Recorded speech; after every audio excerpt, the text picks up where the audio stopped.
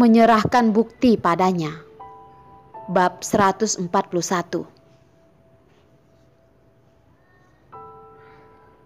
Keesokan harinya Darlene menerima telepon yang tidak diduga. Sudah beberapa hari tidak ada kabar dari Nyonya Belinda. Dia pun mengajaknya bertemu. Darlene memikirkan sejenak lalu menyetujui permintaan Nyonya Belinda. Kalau dia sudah mengurus urusan ini, dia tidak mungkin berhenti di pertengahan jalan. Dan dia juga peduli dengan hasil akhir kasus ini. Setelah waktu istirahat, dia mencari alasan untuk keluar sendiri. Tempat bertemu dengan Nyonya Belinda tidak jauh dari gedung tempat dia bekerja. Dari jauh Darlene sudah melihat Nyonya Belinda yang tetap memakai kacamata hitam. Wajahnya terlihat lelah dan duduk diam menunggunya. Darlene pun mempercepat langkah kakinya, mendorong pintu dan masuk ke dalam. Duduk di hadapan Nyonya Belinda. "Nyonya Darlene, merepotkanmu datang kemari." Darlene menggelengkan kepala. "Tidak apa-apa. Tidak tahu kenapa Nyonya Belinda mencariku." Setelah menunggu sejenak, Nyonya Belinda mengeluarkan flashdisk dari tasnya dan meletakkan di atas meja, lalu mendorongnya ke hadapan Darlene. "Aku tahu kasusku ini akan membuahkan hasil yang baik semuanya karena ide dari Nona Darlene. Ini adalah bukti rekaman dan gambar." Nyonya Belinda terlalu sungkan. "Ini adalah pekerjaanku. Kalau kamu memiliki bukti, lebih baik kamu langsung menyerahkannya kepada pengacara." Darlene tidak langsung menerimanya. Bahkan sama sekali tidak melihat flashdisk itu. Sepasang mata terus melihat wajah Nyonya Belinda yang tenang itu. Dia hanyalah seorang petugas pencatat. Memberikan bukti yang begitu penting padanya, bukannya itu sangat aneh? Mereka hanya pernah bertemu beberapa kali, tidak termasuk teman. Palingan hanyalah orang yang tidak asing. Nyonya Belinda dengan tenang mengungkapkan tujuannya. "Nona Darlene baik hati, pasti mengerti alasanku. Awalnya flashdisk ini seharusnya diserahkan pada pengacara. Tapi aku menerima kabar kalau pengacaraku sekarang sudah disogok olehnya. Kalau aku memberikan bukti ini padanya juga akan percuma saja." "Pengacara disogok? Apakah maksudnya itu adalah Aurel?" Tidak tahu kenapa, Darlene merasa ucapan ini sangat aneh.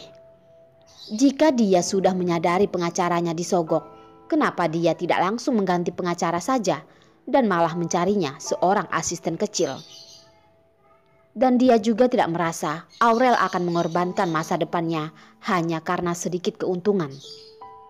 Aurel bisa sampai di tempat yang begitu tinggi, pasti sudah menerima banyak godaan. Kalau Aurelia ada masalah, Yos dari awal pasti sudah menyadarinya. Tidak akan menahannya sampai sekarang. Dia masih ingat tatapan Yos dengan penuh makna bertanya padanya, apakah harus mengurus kasus perceraian Nyonya Belinda? Sekarang kalau dipikir-pikir, ini sedang memperingatinya. Jadi, tindakan Nyonya Belinda ini semakin membuat orang merasa aneh. Darlene dengan tatapan dan nada tenang berkata, "Maaf Nyonya Belinda, flashdiskmu ini tidak ada gunanya diserahkan padaku. Kalau kamu merasa pengacaramu bermasalah, kamu bisa mengatakannya pada pengacara Yos. Aku percaya pengacara Yos akan membereskannya untukmu." Tidak tahu mengapa, saat ini dia lebih percaya dengan ucapan Yos. Tatapan Nyonya Belinda di belakang kacamatanya pun bersinar. Tidak menduga Darlene akan menolaknya. Suaranya berbicara pun menjadi semakin lembut. "Aku tahu Nona Darlene pasti heran. Aku memang bisa langsung mencari pengacara Yos dan tidak perlu begitu merepotkan. Tapi kamu seharusnya dari awal sudah tahu kalau pengacara Yos tidak akan menerima kasus seperti ini. Dia hanya akan menyerahkannya pada bawahannya. Suaranya berbicara berhenti sejenak, lalu berkata lagi. Tentu saja aku bukan meragukan pengacara Yos, hanya saja lebih merepotkan. Maksudku, aku berharap Nona Darlin bisa membantuku memberikan flashdisk ini pada pengacara yang bisa kamu percayai. Dengan begitu, kita tidak perlu begitu repot mencari pengacara Yos lagi kan?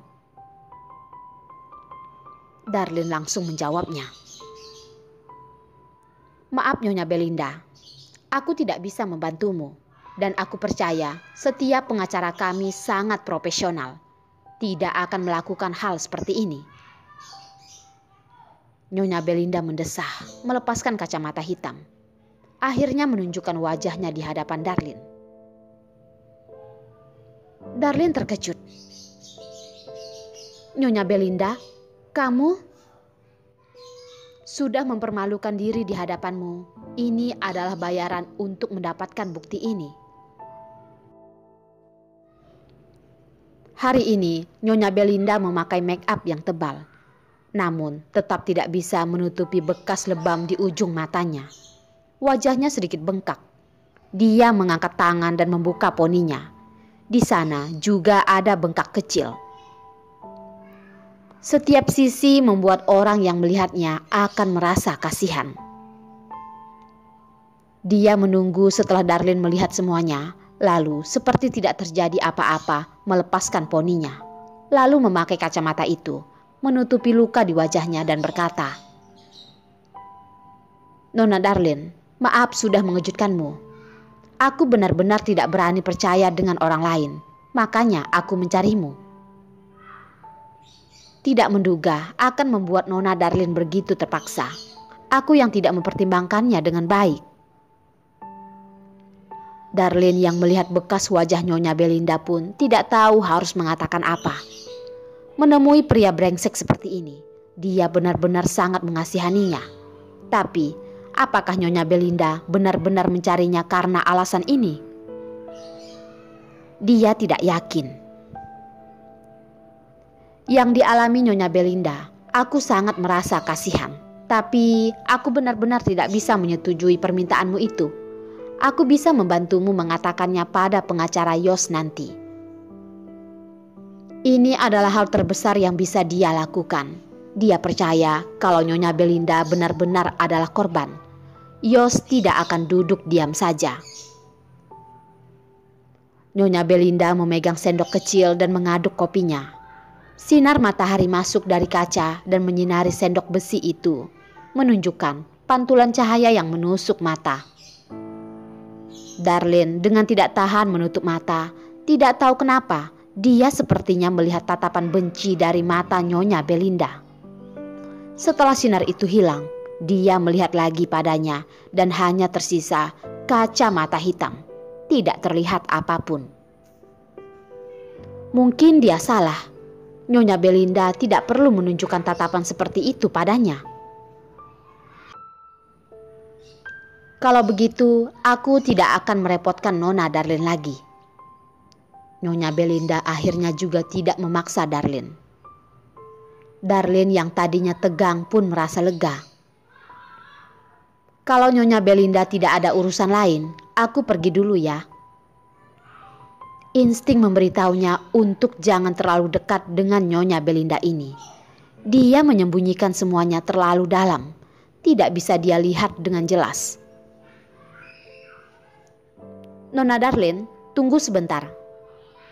Nyonya Belinda menahan gerakan bangkit Darlin. Darlin pun menatap heran.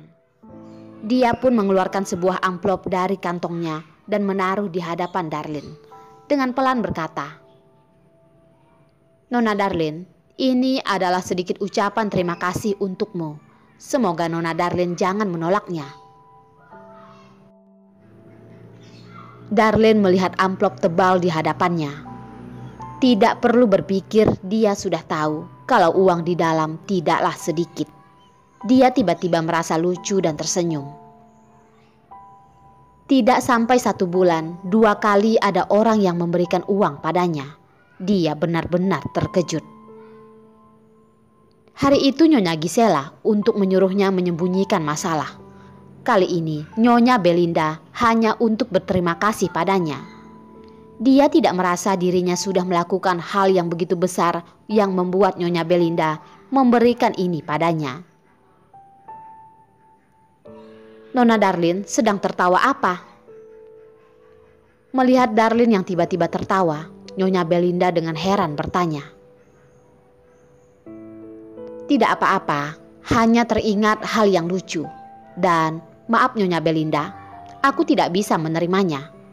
Aku sudah menerima niat baikmu. Selamat tinggal. Setelah selesai berkata, Darlin pun langsung bangkit dari kursi lalu pergi.